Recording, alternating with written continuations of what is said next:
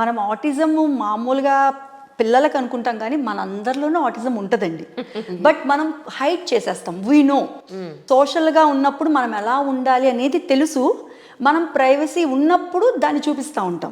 Sensory issues కానీ ఏదైనా సరే. కొంతమందికి చూడండి పెద్దవాళ్ళకు కూడా పెట్రోల్ వాసన, కొన్ని టెక్స్చర్స్ నచ్చుతూ ఉంటాయి. కొంతమందికి కొన్ని బట్టలు వేసుకోరు.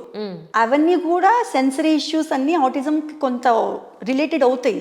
But we know how to behave our self in the society. ఇప్పుడు ఎక్కడో ఎందుకు కలంకారీ కొన్ని పట్టు శారీస్ వస్తాయి, వాళ్ళు పాలల్లో నానపెడతారట. ఆ శారీ కట్టుకుంటే రూమ్ అంతా అదే వాసన వస్తూ ఉంటుంది. అవును, కడుపులో తిప్పేస్తుంటే వద్దురా బాబు ఇది ఎంత బాగున్నా నేను కట్టుకోలేను అనిపిస్తూ ఉంటుంది. అంటే ఆటిజం అనేది ఒక స్థాయి. ఇది మనకి ఇప్పుడు టాన్సిల్స్ అంటారు, టాన్సిల్స్ నిజంగా మనకు ఉంటాయి. అవును, అది ఇన్ఫెక్ట్ అయినప్పుడే మనకి దాని ఎఫెక్ట్ వస్తుంది. సో ఇట్ ఈస్ బాడీలో, ప్రతి హ్యూమన్ బాడీలో ఆటిజం అనేది ఉంటుంది. దాని పాళ్ళు మారినప్పుడే, దాని ఇంటెన్సిటీ మారినప్పుడు మాత్రమే అది అంటే వాళ్ళకి బయట సొసైటీ వాళ్ళు ఒకటే. సొసైటీ అనేది వేరు, నేననేది వేరు అనేది ఉండదు. ఎక్కడైనా నేను ఒకేలా బిహేవ్ చేస్తాను. నాకు ఎవరితో మాట్లాడాలని ఉంటే వాళ్ళతో ఉంటాను, నేను చూడాలంటే చూస్తాను, లేకపోతే లేదు. సొసైటీ ఏమంటుంది అనేది నాకు అసలు నేను బోదర్ చేయను. నా ప్రపంచం నాది, వాళ్ళ ప్రపంచంలో వాళ్ళు ఉంటారు. సొసైటీతో సంబంధం లేకుండా మనకేంటంటే సొసైటీ కావాలి అనేది మనకి తెలుసు, వాళ్ళకి అవసరం లేదు. మా ఉద్దేశం ఏంటంటే పిల్లల్ని అలా వేరు చేసేస్తున్నారు సొసైటీ నుంచి. కొంతమంది పేరెంట్స్ ఏంటంటే యాక్సెప్ట్ చేయట్లేదండి, మెయిన్ ప్రాబ్లం అది. Exactly I accept it. ఎందుకంటే నేను చాలామంది బయటకు వెళ్ళి కొన్ని ఈవెంట్స్కి వెళ్ళినప్పుడు వాళ్ళ పిల్లల్ని చూసిన వెంటనే మనం గుర్తిస్తాం. అవునవును, తెలిసిపోతారు. అది నేను డాక్టర్స్తో మాట్లాడినప్పుడు కానీ, నేను చాలామంది కేసెస్ చూసినప్పుడు కానీ, నేను డాక్టర్ కాకపోయినా ఇప్పుడు మీ ఇంటర్వ్యూ చేశాను అనుకోండి, నేను మీ క్లినిక్ వస్తాను, అక్కడ పేషెంట్స్ని చూస్తాను. ఇలా ఈ 20 yearsలో నేను ఎంతమంది డాక్టర్లను కలిసి ఉంటాను, ఎన్ని హాస్పిటల్స్, ఎన్ని పేషెంట్స్ చూసుంటాను. చూసిన వెంటనే నేను గుర్తించి నేను చెప్దామంటే నన్ను ఆపేస్తారు. ఆ పేరెంట్స్ రైజెస్ చేసుకోవాలని చెప్తే నువ్వేదో కావాలని చెప్పినట్టుగా ఉంటుంది, నువ్వేం మాట్లాడుకు, కామ్గా ఉండు అని. మా బ్రదర్ వాళ్ళు నన్ను అలాగా ఎన్నిసార్లు ఆపేశారు. ఎందుకంటే తెలుస్తూ ఉంటుంది ఏంటి, వాడి నడక, వాడి నవ్వు, వాడి బిహేవియరు, ఆ పిల్లాడిది ఇన్అప్రోప్రియేట్గా ఉంటుందండి. అబ్సల్యూట్లీ. సో వాడికి ఆకలి తెలీదు, నిద్ర తెలీదు, టైర్డ్నెస్ తెలీదు, తిడితే ఆ బాధ తెలీదు, మనం అబ్బా శబాష్రా అని అంటే ఆ సంతోషం తెలియదు వాడు. అవును. సో ఇవి చూసినప్పుడు ఎంత బాధ అనిపిస్తుంది అంటే వీళ్ళు ఎందుకు గుర్తించలేకపోతున్నారు వీళ్ళు. ఎందుకంటే ఒక పర్టికులర్ ఏజ్లోనే గుర్తించినప్పుడు డీల్ చేయడం కొంచెం ఈజీ ఉంటుందండి. అదే ఒక స్కూల్ ఏజ్, ఒక 10 ఏళ్ళు దాటిపోయిన తర్వాత గుర్తించిన డీల్ చేయడం కష్టం అవుతుంది కదా అని నా బాధ. అసలు కాదండి, అది 5 years దాటిపోతే మనం ఇంకా దాన్ని చాలా అంటే దాని పర్సంటేజ్ తగ్గిపోతూ వస్తుంది. ఇంప్రూవ్మెంట్ అనేది మనం చూపించలేం. ఎందుకంటే ప్రతి మనిషికి కూడా 7 years లోపే వాళ్ళ బ్రెయిన్ యాక్టివ్గా ఉంటుంది, ఎదుగుదల ఉంటుంది బ్రెయిన్లో. మనం ఏదైతే 7 yearsలో గుర్తించి మనము మెమరీగా ఉంచుకుంటామో దాన్ని బట్టే మనం ఎక్స్పాండ్ చేస్తాం. మన లైఫ్ లాంగ్ కూడా ఈ 7 years ఉన్న ఎక్స్పీరియన్స్ని బట్టే మనము ఏదైనా జడ్జ్ చేయగలుగుతాం. సో ఈ 7 years అయిపోయింది అంటే ఇంకా వాళ్ళకి అయిపోయినట్టే. అండ్ మోర్ ఓవర్ సరే మనం రిలేటివ్స్ గానో ఫ్రెండ్స్ గానో మనం చెప్పలేకపోవచ్చు, కానీ స్కూల్లో 2.5-3 yearsకి జాయిన్ చేస్తున్నారు కదా, పిల్లల్ని చూస్తున్నారు కదా, ఆ టీచర్స్ కూడా ఎందుకు గుర్తించలేకపోతున్నారు అంటే వాళ్ళకు కూడా ఈ నాలెడ్జ్ లేదని అనిపిస్తుంది నాకు. లేదండి, ఇక్కడ ఎవ్వరికి ఆ నాలెడ్జ్ లేదు. అండ్ కొంతమంది తెలిసినా సరే మాకెందుకని ఊరుకుంటున్నారు. అది చాలా బాధ అనిపిస్తుందండి, నిజంగా చాలా బాధ అనిపిస్తుంది. అండ్ నేను ఒకవేళ పిల్లలకి చూసి నా మనసు అయితే ఆగదు. ఎందుకంటే నేను ఆ ప్రొఫెషన్లో ఉన్నాను కాబట్టి చెప్తున్నా సరే, లేదు మేడం మా అబ్బాయి ఓకే అంటున్నారు. బట్ నేను వివరంగా ఎక్స్ప్లెయిన్ చేసి కంపేర్ చేసి, ఇగో ఈ ఏజ్లో ఇలా ఉండాలి, మీ అబ్బాయి ఇలా ఉన్నాడా అంటే ఒక 10-15 minutes నేను లెక్చర్ ఇచ్చిన తర్వాత, ఎస్ మేడం మా అబ్బాయి ఉన్నాడని తెలుసు, బట్ సొసైటీ ఏమనుకుంటుంది మా అబ్బాయి, అప్పుడు ఓపెన్ అప్ అవుతున్నారు. మాకు సొసైటీ అంటే భయం.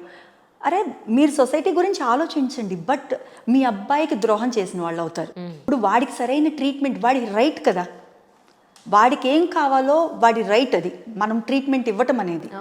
అది ఇవ్వకుండా మీరు సొసైటీ కోసం వాడిని హైడ్ చేసేస్తే వాడు సొసైటీతో మింగిల్ అవ్వలేడు. First of all society accept చేయాలి. ఇప్పుడు మేము కష్టపడేది ఇదంతా ఏంటంటే వాడిని సొసైటీకి పరిచయం చేయాలి. సొసైటీ హ్యాస్ టు యాక్సెప్ట్, వాడిని ఒక మనిషిగా గుర్తించాలి. ఇప్పుడు ఏంటంటే ఎవరిని చూస్తే వాడు పిచ్చివాడు, అదొక ట్యాగ్. పిచ్చివాడు అనే ట్యాగ్ నుంచి వాడిని తీసేయాలనేదే మా ఇంటెన్షన్ అనమాట.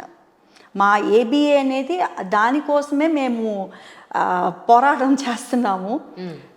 నలుగురితోటి కమ్యూనిటీ తోటి వాడు ఒక మనిషిగా చక్కగా అందరితో మింగిల్ అవ్వాలి. అవును. వాడంతటా వాడు ఇండిపెండెంట్గా బతకాలి ఫస్ట్ ఆఫ్ ఆల్. ఇంకొకళ్ళు అంటే ఇప్పుడు ఒక సర్టెన్ ఏజ్ వరకు పేరెంట్స్ ఉంటారు, ఆ తర్వాత ఎవరు? సో వాడు ఆ లెవెల్కి వెళ్ళేటప్పటికి వాడు తినగలగాలి, వాడిని వాడు పోషించుకోగలగాలి. అది మెయిన్ మోటో అదనమాట. అదేదో పెద్ద ఐఏఎస్ ఆఫీసర్ అలా అవ్వాలన్నది కాదు, బట్ సమాజంలో ఒక నార్మల్ పౌరుడిగా బతకాలి. కానీ నేను ఒక స్టడీ వర్డ్ చదివానండి, ఆర్టికల్ వస్తే ఏడిహెచ్డి ఉన్న పిల్లలకి వాళ్ళు ఒక 4-5 రోజులు లేదా వారం రోజులు ఫుడ్ లేకపోయినా కూడా వాళ్ళు అదే ఎనర్జీ తోటి ఉంటారు. ఇలాంటి వాళ్ళకి ఏదైనా స్పోర్ట్స్ అనేది ఒకటి పెడితే, వాళ్ళకి ఏదైనా అలవాటు చేస్తే, ఈవెన్ అథ్లీట్స్లో కూడా చాలామంది ఏడిహెచ్డి ప్రాబ్లం ఉన్నవాళ్ళు ఉన్నారు, స్విమ్మర్స్లో ఉన్నారు ఏడిహెచ్డి ప్రాబ్లం ఉన్నవాళ్ళు. సో వాళ్ళకి అలాంటి ఎనర్జీ లెవెల్స్ ఉంటాయి కాబట్టి అలాంటి ఏదైనా స్పోర్ట్ వాళ్ళకి ఇంట్రడ్యూస్ చేస్తే వాళ్ళ లైఫ్కి యూజ్ అవుతుంది అనేది. ఇస్ ఇట్ రైట్ అండి? ఎస్ డెఫినెట్లీ అండి. ఏడిహెచ్డి అనేది ఒకటే లెవెల్లో ఉండదండి. ఇప్పుడు 3-4 ఇయర్స్లో హైపర్గా ఉండొచ్చు, అది ఏజ్ పెరిగే కొద్దీ తగ్గిపోతుందండి. ఇప్పుడు ఆటిజం లాగా కాదు అది. అది ఏంటంటే ఏడిహెచ్డి ఒక సర్టెన్ ఏజ్లో వస్తుంది, ఏజ్ పెరిగే కొద్దీ అది తగ్గిపోయే సిమ్టమే కానీ అది పెరిగే ఇది కాదు. ఇప్పుడు అడల్ట్ ఏడిహెచ్డి కూడా వచ్చింది కొత్తగా. అదేంటంటే టెన్షన్ ఎక్కువైపోయి, యాంగ్జైటీ ఎక్కువైపోయి. ఓకే. అడల్ట్ ఏడిహెచ్డి అన్నారు, అది యాంగ్జైటీ ఎక్కువైపోయి, ఓకే, స్ట్రెస్ని మేనేజ్ చేసుకోలేక. రైట్. సో అది మీరు చెప్పినట్టుగా డెఫినెట్గా వాళ్ళకంటూ ఒక యాక్టివిటీని, వాళ్ళకి ఇంట్రెస్ట్ ఉన్నది. కొంతమందికి ఏంటంటే పజిల్స్ ఫిక్స్ చేయటం, కొంతమందికి ఏంటంటే బాగా పరిగెత్తటం, అలా ఒక యాక్టివిటీని పెట్టి వాడిని దానిలోనే షైన్ అప్ చేస్తే కనుక డెఫినెట్గా వాడు గ్రోత్ ఉంటుంది, రేపు వాడి ప్రొఫెషన్గా కూడా మారచ్చు అది. కానీ ఎన్ని ఇలాంటి బ్రెయిన్కి సంబంధించిన ఇష్యూస్ ఉన్నప్పుడు నేను అన్నది ఏంటంటే, పెళ్ళికి ఇటు 7 తరాలు అటు 7 తరాలు చూడండి అని అంటారు. అవును.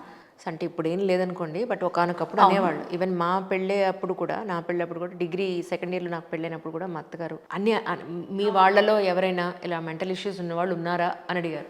అవును. అప్పుడు ప్రవర చెప్పినట్టు మా నాన్నగారు, మా తాతగారు వాళ్ళ ఫ్యామిలీ ఇది, వాళ్ళ తాతగారు వాళ్ళ నాన్నగారు ఫ్యామిలీ ఇది, మా అమ్మ వాళ్ళ తరఫు నుంచి మా నాన్న వాళ్ళ తరఫు నుంచి ఇవన్నీ చెప్పుకుంటూ వచ్చి అందరూ ఆరోగ్యంగా ఉన్నారండి అని. ఓకే. కానీ యాక్చువల్లీ విషయం ఏంటంటే ఇటు సైడ్ ఉన్నారు. ఆవిడ ఏమన్నారంటే, ఎప్పుడైనా సరే వంశంలో ఎవరికైనా ఇలాంటి మెంటల్ ఇష్యూ ఉన్నప్పుడు, బ్రెయిన్ ఇష్యూస్ ఉన్నప్పుడు ఖచ్చితంగా ఎక్కడొక్కడ మళ్ళీ అది వచ్చే అవకాశం ఉంటుంది, లింకప్ అవుతుందండి కదండి, లింకప్ అవుతుంది. It is a heredity. Yeah it is heredity. జెనెటికల్గా కూడా అది ప్రూవెన్ సబ్జెక్ట్ సైంటిఫిక్గా. కానీ ఎవరికి వస్తుందో ఎప్పుడు వస్తుందో వీ కెనాట్ సే. తెలీదు. అది కదా నిజంగా. బ్లడ్ రిలేషన్లో మాత్రం డెఫినెట్గా వస్తుందండి. అందుకే మేనర్ కాల్ చేసుకోవద్దంటారు. ఆ మేనరికం వల్ల కూడా సేమ్ బ్లడ్ వస్తుంది కదా, దాని వల్ల కూడా ఆటిజం ఎక్కువ వచ్చే అవకాశం ఉంటుంది.